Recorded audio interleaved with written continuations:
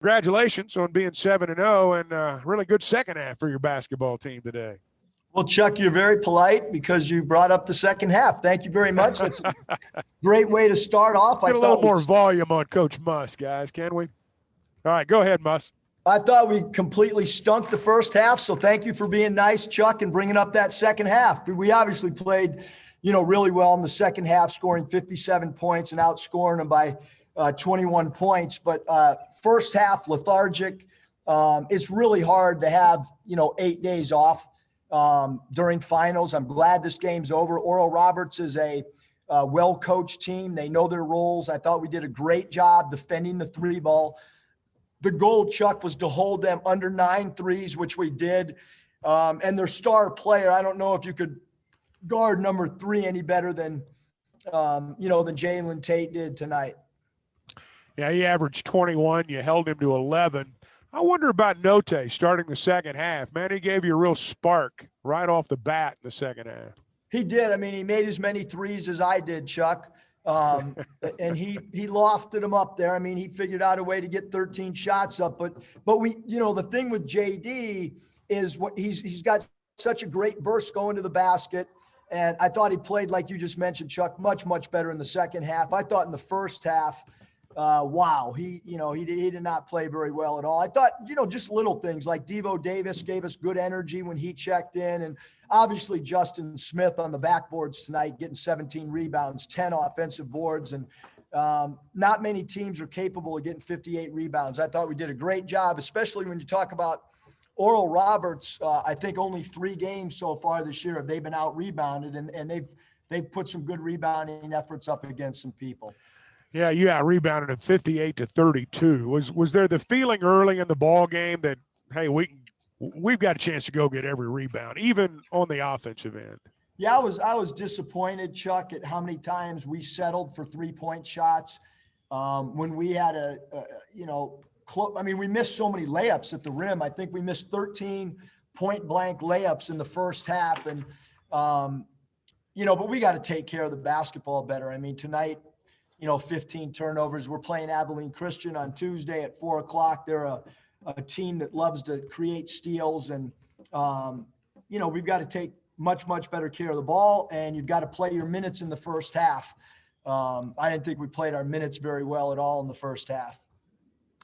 In terms of coming back out, just kind of getting your legs underneath you again. You talked about this just a second ago. When you go 8 days and you don't play a basketball game, I mean, there's going to be some carryover, it would seem. There's just no way around that. That looks like maybe that's what we saw in the first 20 minutes. Yeah, I think so. I think when you just look at teams across the board, it's difficult because you're trying to figure out how hard you want to go when you got a full week of practice. You don't want to burn the guys out. It's the time of year right now where some guys are getting a little bit fatigued but I thought, I thought we showed good resiliency in the second half after, like I said, playing not up to our standards in the first half. Well, Coach, congratulations. We appreciate you joining us. Thank you. Thanks, Chuck. All right, Eric Musselman joining us in the aftermath of the Razorbacks' 87-76 win over Oral Roberts.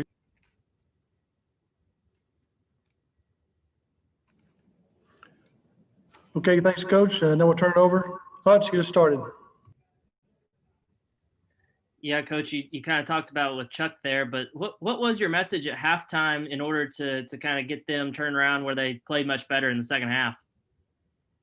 Pretty simple. If you take ill-advised shots, you're coming out, and if you don't defend, you're coming out, and if you don't go to the defense and offensive boards, you're coming out. It was pretty simple. I thought it was the first time all year where we had some selfishness creep in from an offensive standpoint. And then I think at halftime we were able to understand and respect Oral Roberts a little bit more than just the coaches respecting him. Sometimes it's hard to grab your team's attention when you win, 1, 2, 3, 4, 5 games in a row. And again, I thought we played really, really good in the second half, and I thought we played really, really poor in the first half.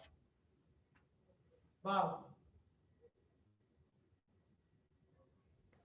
Hey, I think he said Bob. I couldn't hear real well. Eric, Cotter didn't play hardly at all. Was it just not his pace or style, or was he okay? Or what happened with Connor? Yeah, I thought, he was -1 in the first half, which was better than most of our guys. But we just felt like they were putting him in middle pick and roll. And I wanted to play with more speed and kind of match down a little bit with them. And certainly, to win the second half by 21 points, it worked to our advantage, although Connor's been as good as anybody on our roster, and he's going to be as valuable as any guy on our team. Again, just a decision when we looked at our starters, he was kind of the only one in the minus, and so, that's kind of why we went with the group. We went smaller, replacing the 7'3" guy with JD, who's 6'3", And then Justin got off to a bit of a slow start shooting wise, but he obviously finished strong. I got to believe that might be a career high for rebounds, maybe not. But what'd you think of Justin's game? I thought he was great. I mean, he can defensive rebound even better than what he's done thus far. But offensive rebounding, he's as good as offensive rebounder as I've coached. Defensively, it's really hard to take him off the floor because he can guard 1 through 5. And so because of his defensive ability, we really tend to rely on him defensively. And then I thought offensively, he stayed around that dunker spot and was really effective on the offensive boards and finishing around on the rim in the second half. I got some more, but I'll turn back to Mike. Scotty. Yeah, Coach, you talked about JD a little bit with Chuck. What did you see from him in the second half, and what kind of allowed him to score those 15 second half points? I thought his ability to get to the rim and transition, he sparked our scoring runs. He can create his own shot. I just liked how he got to the foul line and then converted, going 7 of 8 from the line, and did a pretty decent job on the glass with 5. But one of the things that we haven't talked about is Desi having 10 rebounds. I mean, anytime you can get your off guard down there rebounding the basketball like Desi did tonight, 4 offensive boards, I thought he was really vital to us as well. Curtis. Hey, Coach, I think you guys shot 2 of 16 from 3, maybe in the first half, and then you came out in the second half and looked like you had, maybe 5 or 6 drives to the basket right away. Was that something that you preached there at halftime, being more aggressive, attacking the basket? Yeah, I would say that the way you just described it, Curtis, is a lot more polite, than maybe, what was said at halftime. I'm still biting my tongue on the first half performance and our shot selection. But you know what? We're gonna go see a incredible Christmas light show with my family and my daughter, and I'm pumped up about that. And I don't want to ruin it by our first half performance. So I'm gonna get in the holiday spirit as quick as I can. Nate. Just how pivotal was getting like Abness and Glasper and Weaver in foul trouble in that first half? Yeah, I thought just that, dribble drive, not settling, all those things I thought were important. I thought, that we had quickness off the bounce, that we were going to be able to, to maybe put some pressure on them defensively. And I thought we were able to do that. Randy. Thanks. Eric, you talked about the selfishness. Do you think that led to the poor first half shooting, particularly beyond the 3-point line? Because at times it looked like it was even good shot selection, much less selfishness coming into play. Yeah, I think there's a lot of things, Randy. I think, ill-advised shots, too many quick shots, taking a decent shot instead of a good shot. Yeah, I thought guys came into the game tonight thinking score instead of thinking Arkansas. First time it's happened this year. Hopefully it does not happen again. But tonight, yeah, for sure. In the first half, not pleased with the way we played with the name on the front of the shirt. We'll get better. We'll address it. We'll show it. And, we'll get better at that. Jackson. Seemed like almost all of Moses Moody's points came from putbacks at the rim, kind of attacking the boards. What do you think of his effort in kind of attacking those rebounds and not being just a jump shooter or a drive penetrate guy? Yeah, I thought Moses did a good job in the second half on the glass. His shot selection was much better second half than it was in the first half.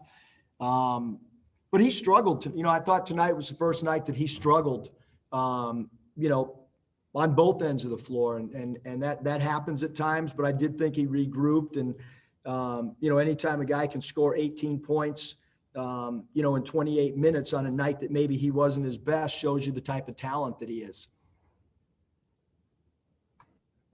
Bob. Eric, I think that was your first technical foul of the year. Look at maybe you're asking him why. What happened on that? Do you feel like it was maybe you deserve it, or what happened there? Yeah, you used a good word, Bob. I won't say anything, but I'd rather save the money to get my wife a Louis Vuitton bag or something like that.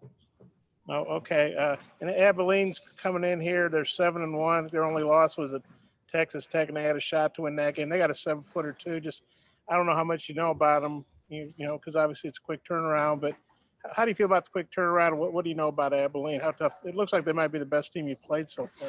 Yeah, I think they are. They're really well coached. They create disruptions. They deny passing lanes. They're a high steal team. They're a very well-balanced scoring team. There's not one or two players that you can focus on. They do a good job of throwing the ball into the post. But the majority of their offense is created through their defense. So we've got to do a really good job of taking care of the ball. We can't try to make home run plays. We can't try to thread the needle. We've got to throw rope passes. We got to be strong when we're dribbling the basketball. We've got to have a good arm bar when we're dribbling the ball. We've got to come and meet the pass with two hands. You can't wait on the pass against Abilene Christian. Well, like I say, they have a 7-footer. His name escapes me. I know it's KK. His initials are KK. But do you see maybe this being more of a game for Connor with a 7-footer on the other side? Well, I don't really know, Bob, because, I was more focused on Oral Roberts, but it's obvious that I know probably a little bit more about Abilene Christian than after some other games. I've studied them. I think the whole key to the game is going to be how we take care of the basketball against their pressure. That's what I think will be the whole key to the game. And, I think we'll be able to score if we don't turn the basketball over.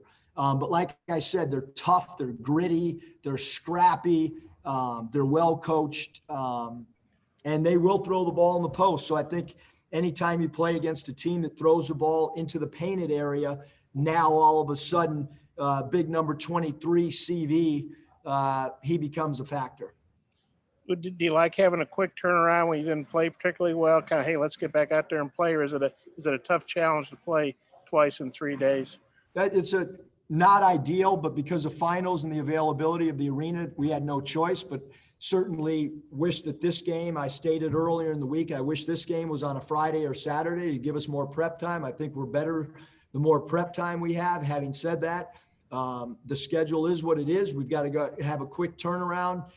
Based on how we played the first half, I would have loved to have played right now and get after it again and try to redeem ourselves after the first 20 minutes. But we did play good the second half. We'll go through, watch a lot of film tomorrow on Abilene Christian, not do much on the legs with the guys that played a lot of minutes and get ready for an early tip at 4:00 on Tuesday. I just got one more, if that's okay. You obviously aren't happy with the way you played, but some teams, they play a crappy game and they lose. How good is it that you didn't have to lose the game to maybe, learn something? The guys learned something. Great question, Bob. With that light show that starts at 5:00 at the drive-in movie theater, I know that I'm going to have a happy car to watch these Christmas light shows. It's very important that we came out with a win tonight. Okay, well, I'm happy for your family. If you want to join us, Bob. I'll probably still be right. Hutch. He answered what I was going to ask. Hutch, that's it. Sitting on deck and you got nothing? I was going to ask what preparation was going to look like tomorrow, and you already answered it. A lot of film, a lot of scouting reports sent to the guys tonight, a lot of reading, a lot of film work. Later.